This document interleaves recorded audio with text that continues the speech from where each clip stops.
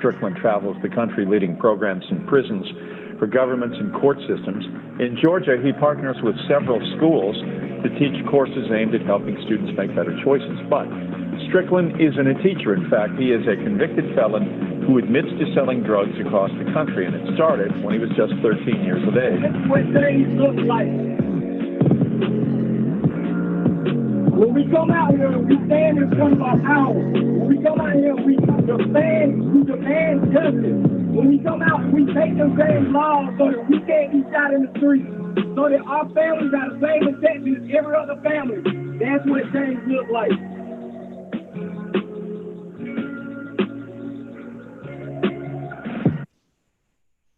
Hey, what's up, y'all? I want to thank you for tuning in to Change Agents for Social Justice. My name is Keith Strickland. I am also the founder of Making the Transition. Making the Transition is an organization or agency I founded over 10 years ago now. And I founded that because I was sentenced to a lot of years in prison for drugs and weapon charges. And I was given an early release and I was allowed to come back and rejoin society. And when I decided to come back, I wanted to come back better. I didn't want to come back and do the same things I had been doing. I started selling drugs and I was basically a kid. I had caused a lot of harm in my community, a lot of negativity in my community. And I decided that I needed to do better, that my people deserve better. I had a daughter that passed while I was incarcerated. She deserved better. And I just wanted to be the man that I knew that I could be. So I decided to put away my old ways, come back into the community and try to help fix what I had once damaged. And what I mean by that is for a long time, I caused negativity in my community. For a long time, I caused hurt. For a long time, I brought drugs into people's households. I put drugs into other young people's hands, and they sold drugs because they saw what I was doing. And I thought I was helping people because drugs helped me to be able to feed myself, clothe myself, and house myself. And once I found God and found myself, I found that it was a better way. I found that education was a tool and a bridge that could help me do things I had never done. I found that if I worked on who I was internally, I could change my life without having to do negative things. And I found that my community just needed kings and real men instead of boys who were out here trying to act like grown men. So I founded an organization. So not only did I change my past and change my background, I was able to help change other people's futures. So that way I could help youth bypass the mistakes that I made. I could help other people who re-enter in society find a better way to re-enter. And I could just help our community have a voice and help more professionals be able to understand how to actually help the community by being able to see a person who had been through the juvenile court system, been through being a homeless youth, been through being out in the streets, went through being incarcerated, then reentry, went through being illiterate, went through all of the things that help us make the bad decisions. And that's what Making the Transition is. And tonight, this amazing show, we have some phenomenal guests. I want to let people introduce themselves because I cannot do these people justice, but we have a director of a city agency that focuses on changing the police force from the inside out by giving voices to community members, by being a bridge between the police force, the city, and citizens, and by making sure that every single person has a voice. And then we have two artists out of New York and also a producer out of New York who are creating phenomenal music that gives a voice to people who are just tired of going through the injustice, who are just tired of watching people who look like us be killed, be beaten, be just overlooked. And they have decided to use their talents to be able to make sure that people have a way to let that emotion out, but also knowing how to use their voice to get change. And we're also going to talk about, while we're talking about New York, some of the changes that are going on in New York that are being led by the governor's office to create a better police force and to create equity for every single citizen in New York when it comes to just making sure everybody has a voice, everybody has justice, and everybody has rights. And that's that bill that's called the Say Their Name bill that's forcing the police force, all 500 police departments throughout the state of New York, to conform to giving just a level of justice to every single citizen. Remember, police was supposed to protect and serve and not brutalize, not terrorize, and not murder. Well, New York is trying to get back to that and lead the nation. But then, like I said, we got our people like Director Reed who've been doing this. Director Reed, when did y'all start the ACRB? It started in 2008. 2008. That's when they opened the door. So we talking about 12 years of them beating the pavement to get it done, right? Right. But like I said, let's go ahead and do our introductions. We'll start with the Queen first, and then we can go from there. Well, good evening, everyone, and thank you, Mr. Strickland, for having us on tonight. My name is Serious Voice. A lot of people know me by the hashtag So Serious or I'm So Serious because, you know, everything that I do, I take it seriously. And in terms of the music, I've been doing it over 15 years and working with Mr. L here as an artist and producer for maybe about close to 10 years now. We've been working on videos and music and different things. And we're very concerned about the way our people are represented. You know, a lot of the things that our people have been going through, in particular police brutality. And so, you know, we've gotten together, and L spearheaded this project. It's actually his album, It Starts Now. And it's a group of artists coming together with L's direction, basically speaking on a personal level about how we feel about police brutality, how we feel about racism and various things that Black and brown people have to deal with on a regular basis. And, you know, I don't want you to get into his album. I mean, I'm sure he's gonna get into that, but let people know who you are. Let people know what your voice is. And I definitely, the album is dope. I've had an opportunity to hear pieces of it, so I definitely want to get into that. I want people to understand who you are as a woman, why you got into the artistry, and what is it that you want people to be able to take away from your music and from you also. To be honest, getting saved at the age of 16 and coming out of an abusive home, that kind of pushed me into starting as a rapper and just writing and that sort of thing. And I credit L with pushing me onto being a professional artist, because we had a meeting in the studio one day. We were working on radio. And he said, you know, it's super easy to get your music on iTunes, and that's all I needed. So the conversation with him basically lit me on fire. And I said, you know what, I got to get into the studio and record. We've been doing it ever since. I've been recording, and I record because I want the young boys and girls to not have to go through what I've gone through, you know, to not have to deal with abuse, to not have to deal with not having enough, you know, so you have to go out and do crazy things on the street. And that's why I record. And on top of that, you know, I'm a Christian woman, I'm a minister. And so that motivates me even more to create music in the space where you have a bunch of people pushing drugs, sex, and rock and roll, all of that crazy stuff. We are here to produce something that comes against that. We're here to tell the kids, and I record because I want them to know that you can live a morally correct life and produce stuff that's hot. You don't have to get in front of, you know, a camera and shake everything that you've got. You can cover it up too and produce something that's really dope, you know. And that's why I do it. I do it because I don't want them to have to experience certain things that I've experienced. Well, seriously, I want to say thank you so much. And I didn't mean to cut you off, but thank you so much for being an example. Thank you for being a voice. And thank you for just giving options to a lot of people that don't think they have options. Because as a Christian also, sometimes, you know, you feel like you can't represent this and represent that at the same time, or it's not a space for both. So thank you very much for that. El, can we get into you, brother? Can you give a little background on who you are? Tell people, you know, a little bit about your dopeness, how long you've been in the game, what all you done. Absolutely. First, I want to thank you, Keith, for having us. And I want to congratulate you on your transition, all the changes that you've made, all the accomplishments you made, and just having this, you know, this platform for guys like me to even say some of the things that I feel like I need to say publicly.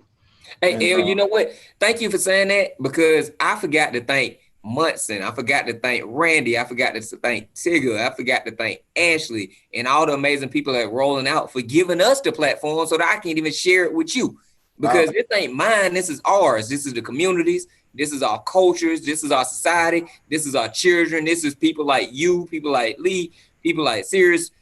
This is for us. You know what I'm saying? Like, I may be able to present the show, but it's our show. At the end of the day, you know what I'm saying? Like, even with my transition, it's our transition. My judge, who gave me my early release, was also the first person to help consult me to build my first programs. So it might be my story, but it's our community's success. Because think about it, when I started selling drugs, I wasn't bringing drugs into my house. I was bringing drugs into these houses. You get what I'm saying? Yeah, I hear Like, you. I'm in my center right now. My center is located directly across the street from a building I used to trap out of, and next door to a building where one of my best friends was killed at when she was 14 years old, when she was on her way to school to come braid my hair. You get what I'm saying? So I got to come back to the exact same neighborhoods where I used to be the horrible example and the person who was plaguing these families. So I thank you so much for the. It's like when I first heard your story on Friday, it was very compelling, and I like to hear those stories. But the thing is, I want to also support and making sure these stories get to our kids so they can they everything's about options in my opinion, and I produced music that wasn't as, I guess, social as it is, as this album is, but I do understand like my shortcomings in the development of myself, and how do I guess what's the best Brother, words for if it? we didn't have a I past, we understand would my have a bliss of testimony. ignorance is what I'm saying. I understand my bliss of ignorances. You know what I'm saying? The things that I enjoy that I know are not right. And I try to write music that talk directly to that kind of perspective. But this album here, I felt I wanted, I strategically put it together with the team. They helped me and encouraged me to continue to move it. But I put it out a month before this election because I felt like people need to remember how they felt that day. We are 7 days from an election. And if we want to make some change, we got to start changing our thoughts. You're definitely right. But we got to feel our thoughts, be in tune with our thoughts, and be able to define what those thoughts mean to us, which people like you were helping us do. Yeah. Because by you helping people tap into emotions that they not typically allowing we us to forget. feel. I think Martin Luther said it. He said that we're a 10-day nation. After 10 days, it kind of just goes away. Wow. So it's like, okay, we're past that 10 days. We're 45 days in. We're right up against the election. Remember how you felt when you saw that video? Yeah. Okay. Right. What changes are you going to make in your community so we don't have to see videos like that anymore? And that's why this album is so important. I want people to, like, the artists on the album, like shout out to all the artists. Like, they pushed me like you wouldn't believe. I put this album together in 3 months. I told Sirius about it. She was in the studio 2 days later. GLS, I probably could easily name him the executive producer, co-executive producer of the album, because he triggered me and to think different. And then young JQ Capone helped me put the first single together. And instead of talking directly to police violence toward to poor people, we wanted to talk about just how bias is used in general in all perspectives of life. So we did a record together with the youngin that works in the studio with me, JQ Capone, and myself. And we just talked about people misjudging us by the way we look or just in passing, and what we really are underneath if you talk to us. So and then there's Shallow. We did a song, Shallow 718 and M Extra Money. We did a song talking about changes now and about exercising our right to vote. And one of the artists, Free Drugs, that his name is Free Drugs, but he doesn't, his perspective of that is really about giving out free knowledge, but sometimes people think it's poison. So I love his name for that. And I got a lot of slack for trying to playlist the record, but he lived in Minnesota for 10 years and he came to New York that's that guy about a year ago. Yeah. And when he told me his story, I was just like, bro, we got to do a song. So we got a great song together on the album called Minnesota Burning. And we know the movie Mississippi Burning. So we just took that idea and, of voter suppression and making people feel like they don't belong where they are. And we made a song about that. And then I'm trying to think, while working on the record, I felt like I didn't have a song about love and using love to heal us. So my father is Brother Moses, and my brother, Real Time, got on a song with me, and we talk about the love in us, using the love of us to make change. So it's a very poetic album, and I'm trying to give people like that roller coaster ride of emotions where, this, and then, Serious with SOS, I must say. We've done a lot of songs together. That one, she came in and she inked it well. She came in and she poured her heart out into the song. And it's a reconditioned version of a song she put on the first album, our album Shofar, in think it was 2016. So we came back to that record, and the terrifying idea of this record is she wrote that song when we got angry about Eric Garner. And then 4 years later, it's the same thing all over again. Yeah. It's like how much evidence do we need to show that before we gonna actually reform make needs to happen, right? Yeah. Something needs to happen. It's just Well, too I don't much wanna evidence of it. Yeah, I don't want to get too much away from the video because we're gonna play it in a second for people to hear. But let me get into Lee. Let me let Lee give his introduction also, then we can circle back and go into the video. Keith, thanks for having me on. Mr. L, Thank you, brother. serious voice, mysterious voice. I'm glad to be on here with you guys. You know, everything that you guys have said resonates with me personally, but resonates with me from the perspective of being the executive director of the Atlanta Citizen Review Board. As Keith was saying earlier, it's an independent investigative agency of the city of Atlanta that investigates citizen complaints against Atlanta police and corrections officers. And I look at this work holistic because, you know, there's a component of how do we fit into a community that we feel under siege all the time, right? Then you have those individuals that actually experience the police brutality or police abuse that's going through their own things, right? So earlier today, I just want to hear something that you said, Mr. L, about the music. And I was talking with one of my employees about, I'm speaking with a band now that does blues, and they want to get more involved, socially conscious with what's happening. And so we were talking about, you know, just music in the movement, right? About how the music helps move the movement forward. And if we think about, you know, going back to the civil rights era and things of that nature, that is the music that encapsulated the movement and got people, you know, kept people energized, kept people moving. And I love the fact that you all talking about the serious conscious effort that's behind your music that you're putting out with this album. Before I came here, and I just want to bring up the Minnesota connection. I was in Minnesota doing the same work I was there 10 years, but I was doing this work for about 7 years there. And these experiences are experiences that we're always going through. And the reason why is because we do have that 10-day window. In the case with this police brutality stuff, we have what's going on now, dial it back 4 years, 6 years, 5, 4, 5, 6 years. It was the same thing with Philando Castile, Eric Gardner, and some other people that were killed between 2014, 2016. You dial it back a few more years back to that, you had the same incidents happening every 4 or 5 years because we forget or we get apathetic to it.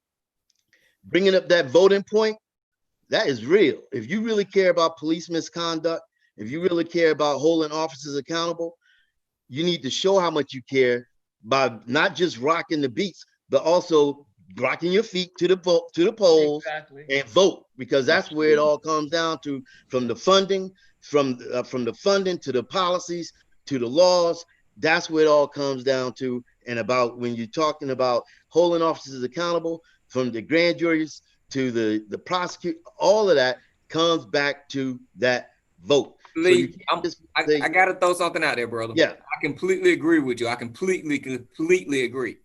Yeah. I'm a consultant to courts and to government officials and agencies. I've been a consultant to everybody from President Obama's administration all the way down to our governor, mayors throughout this country, right? So I know this system back, forward, and out. You've worked in multiple states and you run an agency that has led the nation in police reform. We understand grand juries. We understand investigative grand juries. We understand budget reform. We understand stuff like the 8 can't wait, right? We understand all these different policies. The average person has no idea what we're talking about right now. So when you talk about we got to go out here and vote and we got to hold people accountable, and we got to vote the Biden-Harris ticket. We do. But understand, Biden started, and when I say started, the war on crime, it took Biden like 6 years to get the vote to go through. And he, not only did he vote on it, because people said Biden and Bernie Sanders both voted, Biden helped author the bill. Bernie Sanders voted on it because it was attached to another bill. There's a big difference between voting on something because it's got a tart attached to it and authoring a bill. Very big differences, right? Then we talk about Harris. You got 800 black and brown men who were released because of misconduct in their conviction, where you held back things like the drugs had been stolen. You held back stuff like where you had to fire somebody in your office because they were actually addicted to drugs and selling drugs. And then they come out and they get convicted under false pretenses. Then you put laws in place to where you are locking up families who have juvenile kids that they can't get to go to school. And anybody who's worked with youth knows you cannot always get youth to go to school. You can put them out the car in front of the school and they will walk off. And you talk about targeting poor communities and you charging parents when they need your help, right? So I'm saying this to say we gotta vote the Biden-Harris ticket, but we gotta hold them accountable. But when you talk about voting on, when you talk about the vote counts, a lot of people don't understand how to make this vote connect to their issues in their community when the same names are the people that created the issue in your community. So I'm just saying that to say I'm definitely behind voting. I'm definitely behind getting the bad people out and getting the good people in. But we also got to be just transparent and honest. Well, see, here's the thing. You know, your point that you're raising is about education and engagement. Okay, the reason right now, we have a few days left, but you got to be an educated voter, and I mean voting all the time, not just because I'm in the movement. I'm feeling it right now, but voting and being engaged all the time, right? And I think in a household we don't examine it. We don't make it a responsibility when it should be.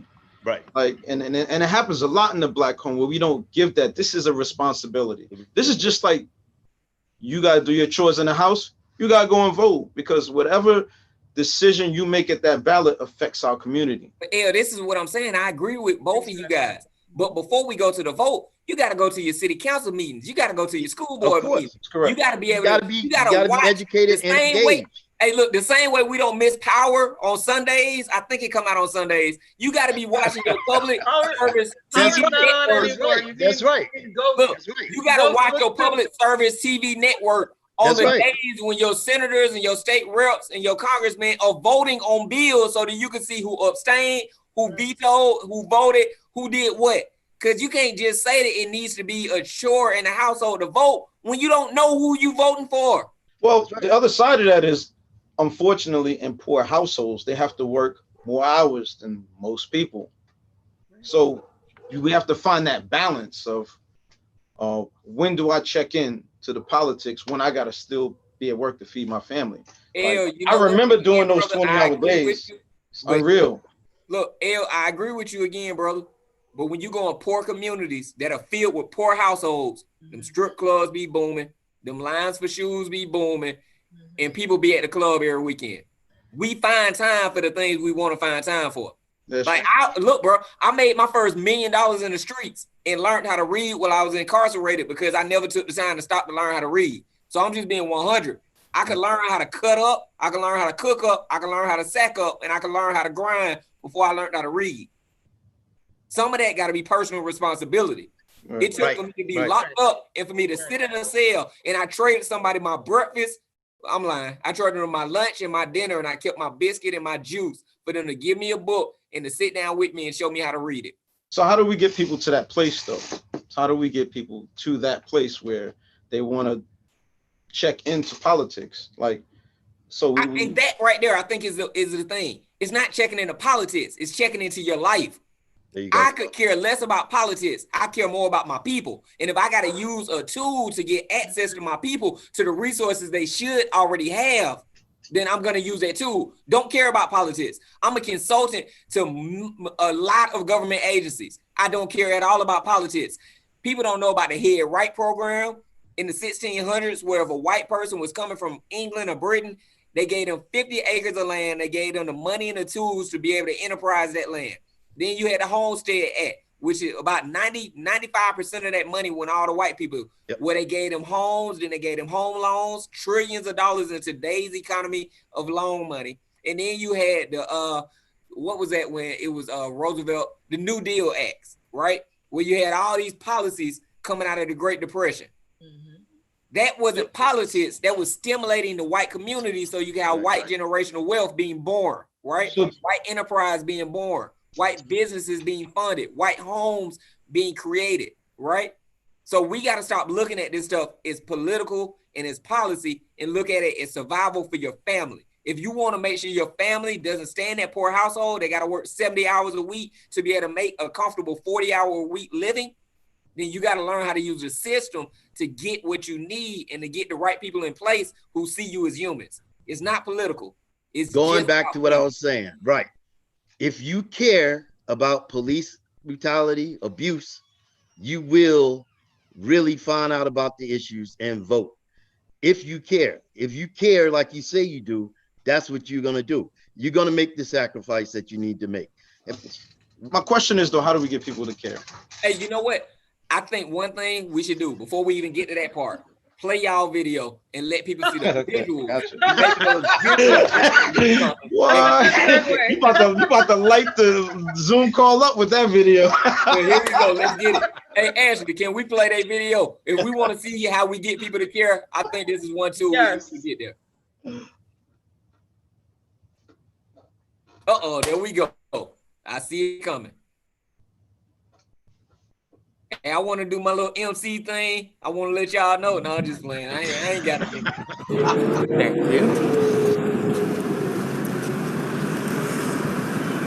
License and registration? Sorry, I don't have it. Sorry you don't have it? How were you in New York City with an ID? Do you know that's illegal? I know. Where are you coming from, miss? My house. Where are you going? Back to my house. Really? Yeah. You step out of the car. Get out!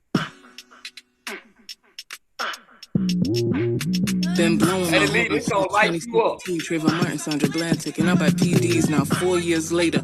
On repeat, they think we happy cause the paint on the street, but I ain't going back. No Jim Crow, pain in the present, on relief flow. You been through, still going through. Tell the White House Black Lives Matter too. This is my right now, this is my right now. Black woman, black man, right now. We dying right now, we dying right now. I need a savior, come save us right now. SOS, SOS, SOS, SOS, SOS, SOS, SOS, SOS, SOS, SOS. See, I'm a black woman, got a black babe, black son, black bride. And every black woman type when we hear our men die. This ain't no game, so why we pawns led to the slaughter queen. Young kings and queens can't see their dreams. We get degrees, speak how y'all speak, but you still murder, murder, kill, kill, we. And legacies evaporated, Ahmaud Arbery. Ain't no happy song, ain't no smiling faces. Till you see our worth, we gon' lie to places. Keep your pomp in your own spaces. Only change gon' make it right, and I ain't talking to the numbers. This is my right now, this is my right now. Black woman, black man, right now. We dying right now, we dying right now. I need a savior, come save us right now. SOS, SOS, SOS, SOS, SOS, SOS, SOS, SOS, SOS. They think we on that snooze, they think we playing school, they think we on that snooze, they think we playing school. But I'ma make it clear we ain't going nowhere. I'ma make it clear we ain't going nowhere. We gon' ring the alarm till they hit our hearts. We gon' ring the alarm till we spark a start. We gon' ring the alarm till they hear our suggestions. Tell me it right, Eric, Ghana, Brianna. Yeah, this is my right now, this is my right now. Black woman, black man, right now. We dying right now, we dying right now. I need a savior, come save us right now. SOS, SOS, SOS, SOS, SOS, SOS, SOS,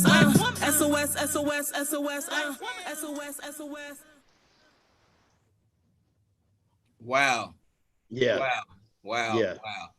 Lee, like I said, I know that little fire up under you. Yeah, that's what's up. I know you can count so many injustices. Yeah. Y'all gotta understand, Lee is the watchdog. If Lee see that, Lee putting his team on it, them officers are fired. They out of here. So that's what Lee do for everybody in the city of Atlanta that does not know who Lee Reed is. You need to have ACRB in your cell phone ASAP, because when that happens to you, if that happens to you, if that happens to somebody you know, Lee is who you hit. You hit them police gone, they out of here. That's it. Y'all hear me? They out of here. So for us saying we need a vote, we need to know what departments like the ACRB is at so that we even know who to vote for. Because if you ain't supporting the ACRB, you ain't supporting our community. There you go. Well, I got some friends down there, so I'm gonna definitely give them your name and your. Yeah, do that. Look them up. Look up Lee Reed. No. Hey, Air, you ain't getting out of it that easy. Y'all It's not that easy. this video. How did y'all come up with this? Air just gonna try to slide in there real quick. Oh man, I got some people. Now you are the people. We need to hear from you. I know, man. I'll probably be down in the streets with y'all soon, man. That's why I got a juice. I knew I was gonna be crunk tonight. My voice already hurt. I ain't even messing with you, Keith. You know you got me. Let's hear about this. Whichever one of y'all want to start it off, y'all need to tell us how did y'all get in that mindset to create this video to be able to give a voice to our people right now. Well, I'll just say, first of all, it's great to be able to work with a producer that understands the way you think, a producer that feels the pulse of Black America, and that's Lenny. And kudos to you, Elle, for putting out It Starts Now, because a lot of people might not understand what it is to transition as a producer and then being an artist and putting out this project. But now I have to say, he felt the vibe of Black America, and so did I. And we spoke over the phone, and we're like, you know what? We did this in 2016. The original was SOS in 2016, November 2016, based off of Eric Garner, based off of Sandra Bland, based off of Philando Castile, and a bunch of people. You know, I looked at myself and watched the TV, looked at my husband, looked at my son, and I said, we've got to do something. Elle said, you know, we can't just wrap up this album without reflecting what's going on in our community. Right. So we created SOS. So now here we are again, hearing about Breonna Taylor, Ahmaud Arbery, and all of these people. And I said, you know what? We've got to do today's version of this song because we're still hurting. And by the way, we talked about Eric Garner. Since the killing of Eric Garner, 21 people in New York City died by the hands of a police officer since Eric Garner. So it hasn't stopped. Right. We've seen a few of these incidents because now they have cameras. Now people are on social media and they're, you know, emboldened by that. But there's a lot of people that have died and people are continually dying. And a lot of people will never find out about. And so when I thought about, okay, we've got to do this video, I said, you know what? Initially, I said I want to do a movie. But with the time constraints that we have, you got to get that idea out. And the limited resources, there was no way that we could do the video in a timely fashion. And so we decided to do a music video. And we had all sorts of pushback with the music video, finding the actor, finding a Caucasian actor who actually, you know, can stand with us and say, I'm in agreement with you and I will play this role. You know, I don't like the fact that Black people are being killed left and right and nobody's being charged for it. And so Frank Deonda, a New York City-based artist, said, you know what? I'm in agreement with the Black community. I want to play this role. So he reached out to me and he showed up on the day of the shoot, despite all of the issues, and Elle knows the issues. Yeah. It was tough getting that video together. It's all kinds of issues you run into, and we did. But you know what? We pressed forward. And Elle spearheaded the directing of the music video. So he's not just the producer. He's not just artist. Well, you know, Listen, I'm telling the truth. You can't give me all the credit. Listen. No. Listen, it was a bunch of us. Let me ask y'all real quickly. I'm sorry. Let me ask y'all real quickly. When people watch your video, what do you want people to feel? Then what do you want people to do? See, and anybody who's watching this also, if you're watching Facebook Live, leave a comment. If you got something you want us to ask, if you got something you want us to talk about, if you got questions about the video, then please leave a comment and I'll make sure I ask it for you. But what do y'all want people to feel again, and what do you want people to do? There is one thing that I always encourage in any song that I produce with my team. And I always say, how do you want someone to feel after listening to that? Are you changing their emotion? How are you changing their emotion? What is the action assignment after they feel that energy from the record? And I took that concept into every song. So it was easy to translate SOS to visual because I made sure she encompassed that anger that she was feeling about, worried about whether her husband or her son was going to get home. And I'll tell you this, my favorite, when she walked in the studio and we were writing, and well, she was doing the writing, I was producing the track, and she said, you think we're happy with some paint in the street? I felt like that line says exactly what's wrong with how, I guess, how Like- the repair happens. Exactly. It's like, you know, like paint in the streets, and we should be okay. Like, okay, let me give you an example. Last night, I was painting my daughter's room. I painted my daughter's bedroom last night, and I'm painting the radiator. Have you, any of you guys ever painted a radiator before? Yeah. It's yeah. like, yeah. Right. So you see, I know, I'm just playing with you. Know that's right. Okay. It's a little, you know, it's a little heating system that we got in New York. Right, Old right. school. Right. But you, right. When you sit, anybody who ever painted a radiator, you paint that radiator from where you sit, and it looks amazing. Yep. And then what happens is you shift over to the left or the right to take a look at your work, and you go, I missed some spots. This America is the radiator. Yeah. Every now and then they try to repair it from their perspective, but they don't fix it from the other perspective. Yeah. And this needs to be repaired from both perspectives. Get behind, get near the wall. Yeah, like, you know, flip side of it. But for somebody who's from that other perspective right now, could you just explain what you mean by that? So sometimes we're not directly connected to the action that affects people. Mm-hmm. And so we need to try to at least ask some questions, create dialogue, make space for that conversation to happen. So you, at some point in that conversation, they might connect to an emotion that might not exactly be that, but something else. And then they understand, so that the next movement or the next action is connected to some real emotions that affect people.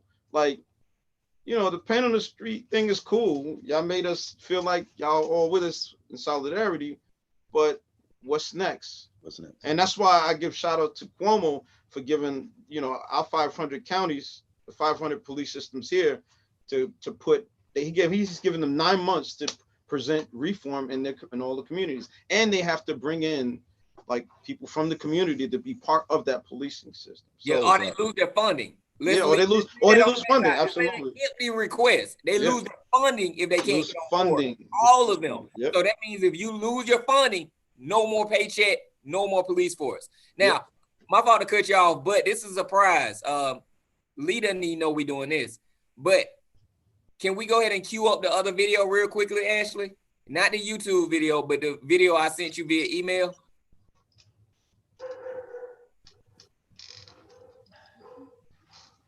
Check this out. You don't know it, but we live in Atlanta. We hang out sometimes. So if you see police officers behaving badly, don't be stupid. Stay safe. File a complaint with the HCRB. Let them handle it. That's what they do, 24/7. We need to see a change. All right, you can go ahead and stop it right there. That's dope. Yeah. This is a project that we partner with, and we've done a couple of projects where so usually when their agency reaches out to me, they're reaching out because they want to give youth some power, they want to give youth some influence, and they want to put youth in a position where they can spark that conversation for change from their perspective, like you were saying, El. So Lee reached out to me, and that's a citywide campaign that we have right now in the city of Atlanta for people to be able to start reporting police misconduct so that our youth don't have to go through this. So mothers like yourself, Sirius, don't have to worry about their child making it home, or, you know, having to worry about in what condition will your child make it back home, so that our youth can lead that charge. So I want to let Lee talk a little bit about why they do projects like that. And I was so happy to contribute. We done, like I said, a few of these where I've taught youth how to film the projects. I've taught youth how to use their voice. And we go directly into the communities that have the highest rate of police misconduct. And we pull in those youth, let them write the scripts, and let them film the projects, and let them spearhead it so that they can understand they are the change. Thanks, Keith. Going back to what I was saying before, the way I see this agency, it's a holistic approach. You know, we're not only here to investigate officers, we're also here to educate, but also provide opportunities for citizens to be involved in this policing, even if they're not on the ACRB board or a city staff member, but they still have this role to participate in holding officers accountable. When we engage in the youth, because one, providing them opportunities to be exposed to different things to be able to do, like Keith was just saying, the writing and the shooting and the actually being before the camera, but also being able to get their thoughts and their ideas about what policing is about, what it's supposed to be about, and trying to bridge that gap so that they can feel included and be included and provide us information that we can better serve them. So I think that's important. And I think that the more that we involve the youth, parents want to get involved in it, parents want to support it, which helps spread it out to the community. And so that's the way we look at it. One of the first projects we did with Keith and Making Transition was a Don't Run campaign. Mm-hmm. You can imagine how many people, some people got upset about a Don't Run campaign, but the whole message was, we know what happens with the running part. Even if you're scared, even if you're dirty, you got something on you, we tired of running. No more running. Let's just stand there, deal with what we need to deal with, and let our story be told if something goes down. So it's not the police officer side of the story that's only being told. So I appreciate you, Keith, for always working with us and providing the opportunity. Lee. We can't leave out a big part of this, though. We also go to the schools. We bring law enforcement. We bring judges. We bring district attorneys. Right. We bring all kind of different people, convicted felons like myself and other people, and we have jamborees and different things at the school. We set up speaking engagements where we have panels with the youth in the panel. So it's not just like these professionals and different people who represent these different agencies are the panel. No, you may be 5 seats in the panel, but 2 of those seats are going to be the youth who are influenced and impacted by what you do every day in your office. So I don't want to leave that out, Lee, because I want to give y'all all of the respect you deserve. Like, not only are they creating tools, they're creating environments to where you have to share the power. That's been a problem for too long. We sit in our offices with this power. And once we sit in the office for too long, we forget that the power belongs to somebody else. To the people. That's right. That's right. The power. We don't own the power. Just like this ain't my show, right? I want to show y'all something. This right here is the National Public Safety Symposium. Lee would know what this is. This is the highest level of law enforcement that you're going to have in the United States. This represents everything from federal government down to local police forces. And as you see, special guests, because I went there and I informed them on how to work with community and how to work with reentry and how to give more opportunities so that people feel protected by police and not terrorized by police. Right. So I'm saying this to say, I'm a convicted felon with 14 felony convictions. 14 felony convictions. And I consult presidents and governments. Don't think your voice does not matter. Your voice matters. Oh, you know what? With the voice matter and peace, I got one last video I want to play, guys. Ashley, can you cue up the video from YouTube?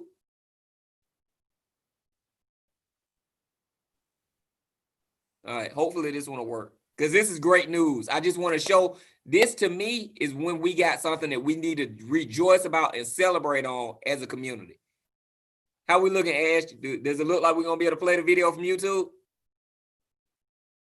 While we were doing this show, this just hit me that I needed to share this. So we got to give a shout out to our producer, Ashley West, most amazing producer I know of, because I'm sending her videos. When y'all see me doing this, I'm sending it while y'all talking. So Ashley is getting it together, queuing it up, and making it happen just like that while I'm talking to y'all. Is it a problem? Oh, here we go. A suspect was arrested in their son's death more than 6 months after he was killed. Delon Hooks was arrested last week in Miami on charges of human trafficking and on prostitution. Police say these charges are not related to the killing of 22-year-old Jeremiah Smith back in April. Hooks is accused of shooting Smith outside of a DeKalb County Walmart. We talked with Smith's girlfriend, who says there was more to it than that. She says Hooks was harassing her inside the store and asked her for her number several times. She says Smith stepped in and told Hooks to leave her alone, and that's when he flashed a gun. As the two left the store, Smith's girlfriend says Hooks shot him. His family, heartbroken, and says they find comfort knowing he is now in jail. I'm just at peace. I'm at peace, you know, but I know that when it comes down to trial and stuff like that, it's gonna be more emotional, so I just have to just take time to sit back and just let it all sink in, because like right now my thoughts is just like going here and there, but the main thing is that, he's where he needs to be. Now, there were two people police were looking for in this case. Go ahead, Hooks keep was it one up. of them, but they have not released any more information about that. All right, so the reason why I want to bring up that video and why I said that, when we talked about our voice, oh man, the week, maybe I think this was 2 weeks ago, I was on a way to go play golf with a group of people, other nonprofit people, other political people, right? And I saw a family outside the gas station who were holding signs with a RIP, rest in peace sign for a young man. So I left my car at the pump, walked over to the family, and I asked them, could they tell me the story? Now, the family was on the show last week because when they told me what happened, a young man, the gas station was located at a Walmart. So the Walmart's in the background, the gas station's right there in the front. I'm getting gas. The young man was coming out of that Walmart 6 months prior to that. It was raining, and I actually remember the day when this happened. He was coming out of the Walmart. It's storming, pouring down, raining, and a young man shot him in the face and killed him in the front of the Walmart with the security guard right there and with the police officer sitting in his car. Now, what happened was the young man who did the shooting tried to talk to his girlfriend while they were in the Walmart. The young man's name was Jeremiah. He tries to talk to Jeremiah's girlfriend. Jeremiah walked off to get something. When he comes back, he noticed his girlfriend had told the young man, no, I'm good. And then he kept, approaching her. So Jeremiah was like, bro, she with me. You know what I'm saying? She all right. They don't know it's no beef. They don't know it's no problem, no nothing. They walk out the store, and the young man who he had, told, she good, shot him in the face right there in front of a whole crowd. Now, if you ever come out of Walmart and it's storming, and people wait underneath that overhang while cars are pulling up so that you can load your groceries. He shot into that crowd of people and killed this young man. Now, the reason why turns out that he was part of a sex trafficking, human trafficking ring, right? So the reason why he was so upset is because he was probably embarrassed because he was trying to get another female on a team, and his people probably saw what happened. So that was his way of saving face by shooting the other dude. But when I heard about what happened, I do news interviews all the time, right? So I called the reporters who typically interview me, and I was like, I need y'all to do a story for me this time. It's a young man who died. And I know we got a lot of young men who died, but this was a college student. This was somebody who was holding their family down. This was somebody who was speaking up for a young lady, and he got killed. He got killed with a police officer feet away, and the young man left on foot and got away, right? So I told them, like, people were telling me, Keith, young dudes get killed left and right, man. Like, we can't cover, every story, blah, blah. But I was like, I need this one.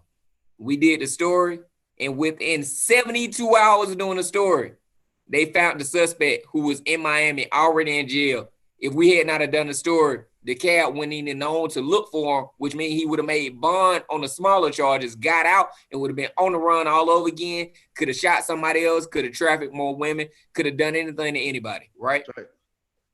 So I'm saying this because that's what it means when you use your voice. That's what it means when you leverage your influence and you tap into your network. So like the music y'all are making, that's what it does. The work you're doing, Lee, that's what it does to lift up our people. We all got to do our part. You get what I'm saying? Like if I had not have stopped to see what they were talking about and then made maybe a dozen phone calls, if I had not have opened up my office so that we can do the first interview, if I had not have said, I'm going to put my company's name on this would have never happened. And whose daughter could they have been trafficked next? Whose son could have got killed next? So every person got to matter. Every single person. I don't care if you get killed by a black or brown person, somebody with a badge. I don't care how you die. Your life has to matter. And we got to look at each other and see brothers and sisters, kings and queens, people who matter to somebody. That's right. If that ain't your brother or sister, that's somebody brother or sister. That's right. Man, that family was in tears when I told them they found the killer. When the last time y'all heard somebody say they found the killer? When we That's talk about a black man and all real that. talk, man. Like, look, when is the last time you heard that saying? When is the last time you heard somebody say, we found him? The police department here still has an open case for my nephew that was murdered 5 years ago. So, sorry to hear that, bro. Yeah. So I know exactly what that family was going through because it happened. It was in a crowd and tons of people saw his face. There were cameras in that park, and for some reason, nothing was done. But Keith, you brought up something, man. Behind that, everything you just said, it's amazing with just your involvement, meaning our individual citizen involvement, the change and the difference it can make.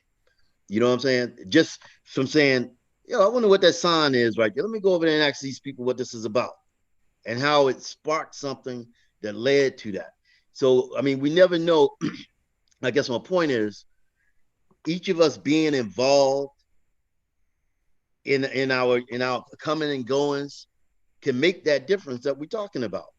And I get it. We get busy, we get focused on what we're trying to do and what we're trying to accomplish. And so we'll see something, but not really see it, or not really want to be involved, or not really want to, take the time or whatever.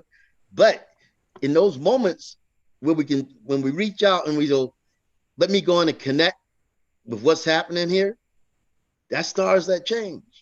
And Lee, I was late for where I had to go when I did that. Yeah. But I thought about it. I got a child that passed, right? I thought about it, man. If I can't do nothing else, I can let these folks see that I care. That you care. Like, I don't know that me calling the reporters is gonna end up in the interview. I can't force them to interview me, right? That's right. I don't know that the interview is gonna lead to a lead. I don't know that the lead is gonna lead to an arrest. I don't know nothing. All I know is I can show these people that they matter to somebody and that I love you. Right. And if we had more of that kind of thinking, man, if we had more of the let me stop and explain to you how the judicial system works, the difference between Department of Corrections, Department of Justice, and a police department. Let me break down what these different agencies are all mandatorily required to do. Let me break down who is the head. In the courtroom, you got the chief judge over the other judges. You know what I'm saying? You got the chief of police. If we could just break down what the different things are so that our people can be educated. There you go. If we can let them know, your district attorney is the one who chooses to indict or not, and they're elected, right? If we could just break down this stuff and just take a moment to care about each other enough to be able to show each other something. I think it's a good thing that you talk about doing something. And I think that we have to do more than just protests, more than just make noise on the streets. Because I've taken part in about 3 or 4 protests, which was great. But then I also came home and I said, you know what, I need to educate myself a little bit more about how police officers operate. And right now, we can all, regardless of if you're in New York, in Texas, in Georgia, you can go online and read the code of conduct for your particular city and state. And imagine you get pulled over, like the situation in the video, and I'm familiar with the New York Police Department Code of Conduct. Instead of yelling and carrying on and having an attitude, well, I had an attitude like, yeah, I'm going back home. But if I had said to the officer, officer, what you're doing is illegal because according to the Code of Conduct in this so-and-so book, you shouldn't ask me certain questions and you shouldn't do certain things to me. But oftentimes we don't do that because we have no clue as to what the book says. We have no clue as to, how to respond to an officer. Because a lot of times they do illegal stuff and they get away with it. Clearly, we see that in the videos because, hey, we don't know better. They just get away with it. We don't call them on it. And then I'm not saying that every Black or brown person does something wrong and the shooting is warranted. What I am saying is we have to get smarter. And that begins with doing something for ourselves individually and for our families. With a Mr. Reed right here and yourself and get to understand the system better. So that'll help you, and that helps with having that education. I mean, well, 2 things. One, somebody intent to hurt you, they're gonna hurt you. Exactly. You're gonna have to do what you need to do. That's the first thing. But having that education is about being able to control yourself and and try to have an impact on the situation that you get ready to go through. Because what I've seen in this work is that once we lose control of self, they got you. Yeah. Now they're pulling the plugs, pulling the shots about making you react to everything. And then some of your reactions are just normal, but those are the reactions that they want to be able to do what they need to do to you. You know what I'm saying? That was probable cause. I'm sorry? We've all seen videos of people who are not black and brown going off on police officers. And they like, hey, I'm sorry. You know what? I'm not even going to give you a ticket. I'm just going to let you have a warning because I've had a hard day before too. And you be like, hold on, man. I remember when I was in handcuffs and I asked the police officer a question and he slapped me across the face with a pistol, broke my jaw, broke my nose right here. I was already in handcuffs. I just asked you a question, right? But y'all, it's about that time. So we got like 2 minutes left. Can I say one thing though, Keith? Yeah, I was gonna ask everybody to leave give a strong ending statement to, you know, just leave people with something on their mind.